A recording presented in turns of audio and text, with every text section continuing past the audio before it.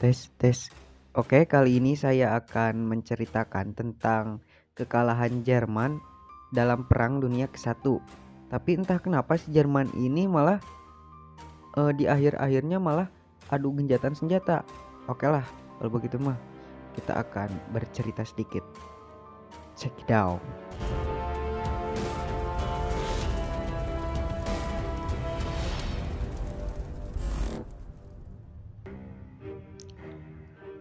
Jerman kalah dalam Perang Dunia I, namun mengapa perang yang menghancurkan tersebut diakhiri dengan gencatan senjata?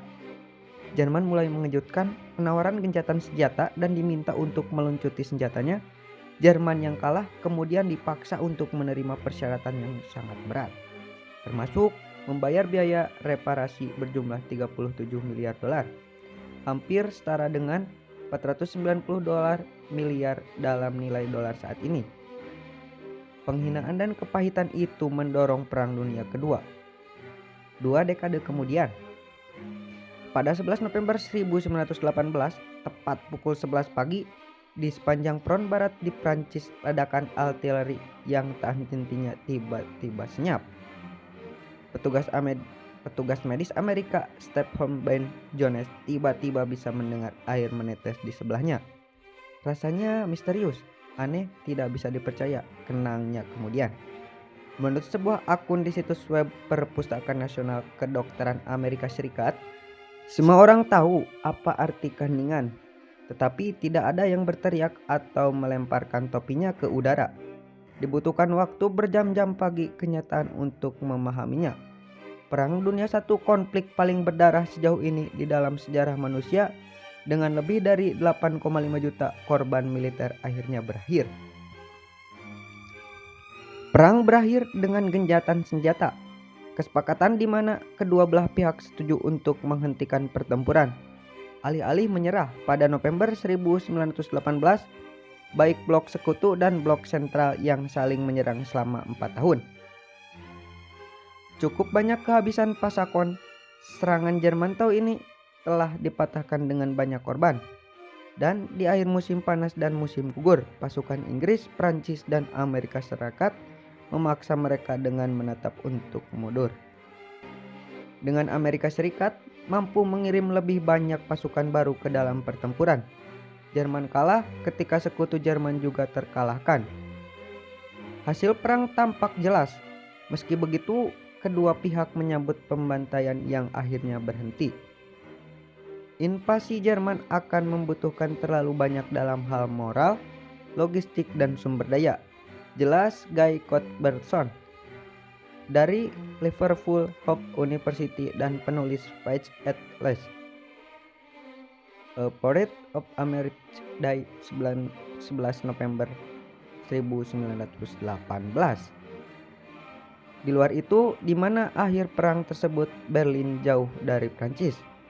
Sebaliknya, ada kebutuhan untuk mengakhiri perang secepat mungkin selama sekutu bisa mencapai kedamaian dengan kemenangan. Situasi politik dan militer Jerman cukup lemah, sehingga Jerman takut ditaklukkan, kata Cuthbertson. Jerman menderita kelaparan, katanya, dengan situasi semakin buruk dari jam ke jam. Bahkan Jerman mulai mengejutkan penawaran gencatan senjata pada awal Oktober. Mula-mula mereka mencoba melalui Presiden Amerika Serikat Woodrow Wilson. Khawatir bahas Inggris dan Prancis akan bersiap keras, tapi tidak berhasil. Menurut buku Bullet Road Armistice 1918 yang terbit tahun 1996, Jerman akhirnya mengirim pesan radio larut malam ke Marsa Ferdinand Foch, Panglima pasukan sekutu, meminta izin untuk pengirim delegasi untuk menegosiasikan gencatan senjata dan meminta diberlakukannya gencatan senjata umum. 45 menit kemudian Foch menanggapi. Dia mengabaikan permintaan gencatan senjata tetapi memberi izin kepada Jerman untuk datang. Pukul 8 malam pada tanggal 7 November 1918, 3 mobil di tengah hati-hati berjalan melalui lingkungan yang mirip dengan mimpi buruk.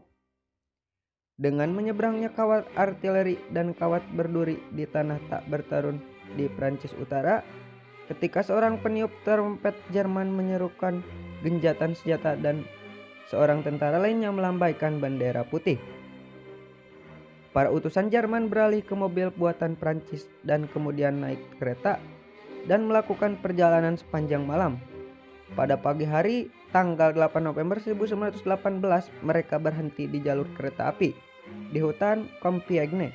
Di samping mobil kereta api, disitulah pertempuran akan berlangsung. Tugas yang menunggu para diplomat Jerman sangat membebani mereka. Ada ketakutan atas aib nasional, jelas Nicholas Best, penulis buku yang terbit tahun 2008, The Greatest Day in History. Siapapun yang mengusulkan penyerahan senjata akan dibenci oleh militer Jerman selama sisa hidupnya. Ternyata benar, Matthias Erzberger, politisi yang dengan enggan setuju untuk memimpin delegasi Jerman, kemudian dibunuh kurang dari 3 tahun setelahnya oleh ekstremis ultranasionalis Jerman. Tidak banyak negosiasi yang terjadi ketika Jerman bertanya apakah dia telah memberi sekutu tawaran. Putsch menjawab, "Saya tidak punya proposal untuk dibuat. Instruksi dari pemerintah sekutu adalah hanya menyajikan kesepakatan apa adanya." Jenderal Putsch Maxim Meigen kemudian membaca persyaratan yang telah diputuskan sekutu kepada Jerman. Menurut laporan Laurie, Jerman menjadi bingung ketika mereka mendengar bahwa mereka harus melucuti senjatanya, takut bahwa mereka tidak dapat membela pemerintahan. Mereka yang goyah terhadap kaum revolusioner komunis, tapi mereka memiliki sedikit pengaruh. Pada jam-jam awal pagi tanggal 19 November, Erzberger dan Putsch bertemu untuk menegosiasi terakhir. Menurut Laurie, utusan Jerman itu berusaha sebaik-baiknya untuk membujuk Putsch agar kesepakatan itu tidak terlalu berat. Putsch membuat beberapa perubahan kecil, termasuk membiarkan Jerman menyimpan beberapa senjatanya. Akhirnya, sejumlah pajar perjanjian ditandatangani. Jerman setuju untuk menarik pasukan mereka keluar dari Prancis, Belgia, dan Luxembourg dalam waktu 15 hari. Atau berisiko menjadi tawanan sekutu, mereka harus menyerah persenjataan mereka, termasuk 5.000 artileri, 25.000 senapan mesin, dan 1.700 pesawat terbang, bersama dengan 5.000 lokomotif kereta api, 5.000 truk, dan 150.000 gerobak. Jerman juga harus menyerahkan wilayah yang diperebutkan, Alsace-Lorraine, dan mereka menyetujui penghinaan oleh pasukan sekutu yang menduduki wilayah Jerman di sepanjang sungai Rhine, di mana mereka pasukan sekutu kemudian menetap di sana sampai tahun 30. Sekutu tidak akan memberikan Jerman pilihan yang lebih baik karena mereka merasa bahwa mereka yang harus mengalahkan Jerman, dan Jerman tidak bisa dibiarkan lolos, kata Kurt Benson. Ada juga perasaan bahwa genjatan senjata harus memastikan bahwa musuh tidak cukup kuat untuk memulai perang lagi dalam waktu dekat. Setelah perayaan di kedua sisi Atlantik telah mereda, 2 bulan kemudian sebuah konferensi diadakan di Versailles, tepat di luar Paris, untuk menyusun perjanjian damai akhir, tetapi segala sesuatunya tidak berjalan lancar. Best menjelaskan karena kekuatan sekutu yang mendominasi konferensi memiliki agenda yang berbeda. Tidak sampai bulan Mei, ketika sekutu berhasil menyepakati posisi bersama di antara mereka yang dapat mereka persembahkan kepada Jerman, ia menjelaskan. Dalam perjanjian yang ditandatangani pada bulan Juni, Jerman yang kalah dipaksa untuk menerima persyaratan yang berat, termasuk membayar biaya reparasi yang akhirnya berjumlah 37 miliar dolar. Hampir setara dengan 492 dolar dalam nilai dolar sekarang. Penghinaan itu dan kepahitan abadi yang ditimbulkan membantu membuka jalan menuju Perang Dunia Kedua 2 dekade. Namun demikian, 11 November 1918 sendiri akan menjadi hari suci. Pada tahun 1919, Presiden Wilson memproklamasikan Hari Genjatan Senjata pertama, yang pada tahun 1926 menjadi hari libur resmi yang permanen. Pada tahun 1954, Kongres atas desakan CAG, organisasi veteran mengubah namanya menjadi Hari Veteran untuk menghormati anggota layanan yang pernah bertugas dan Perang Dunia II dan Perang Korea.